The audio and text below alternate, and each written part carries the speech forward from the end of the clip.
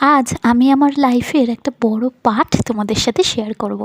অনেক ছোট্ট বয়সে এই হাতটা আমার ধরা, অনেক লুকিয়ে চুরিয়ে দেখা করা, কথা বলা, তারপর অনেক বছর বাড়িতে মা বাবাকে মানিয়ে নেওয়ার পর দিনটা চলেই এলো যেদিন আমরা সবাইকে একসাথে নিয়ে রেজিস্ট্রি করব।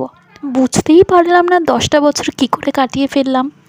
অবশেষে রেডি হয়ে সেজেগুজে বসলাম 20 নভেম্বর, আমার ছোট্টবেলার সেই ভালোবাসার মানুষটার জন্য।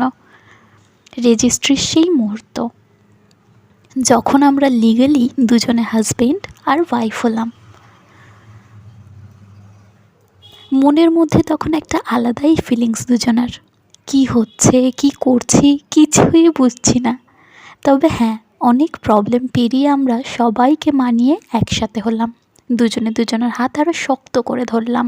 থ্যাংক ইউ যিশু বাবা মা মারিয়া। এনারা হচ্ছে আমার মা ও বাবা, এনারা আমার আরেকটা মা বাবা। সম্পর্কে শ্বশুর আর শাশুড়ি, সেই ছোট্ট থেকে আমার খেয়াল রাখা। বাবার পরে সেই আমার বিশ্বাস আর ভরসার মানুষ। রেজিস্ট্রির পরে বুঝলাম শুধু লিগালি হলে হবে না, সামাজিকভাবেও বিয়েটা ম্যান্ডেটারি। আবার শুরু হলো স্ট্রাগল।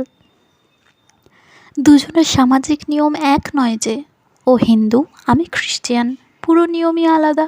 শেষে ফাইনাল হলো দুজনার দুই বাড়ির নিয়ম দুই বাড়িতে নিজেদের মতন করবে। তাই এখন প্রিপারেশন চলছে। 17ই নভেম্বর তোমরা সবাই প্রে করো যেন কোনো প্রবলেম ছাড়া সব যেন ভালোভাবে হয়। সব আপডেট তোমরা এইখানে পেয়ে যাবে। Thanks for watching, by.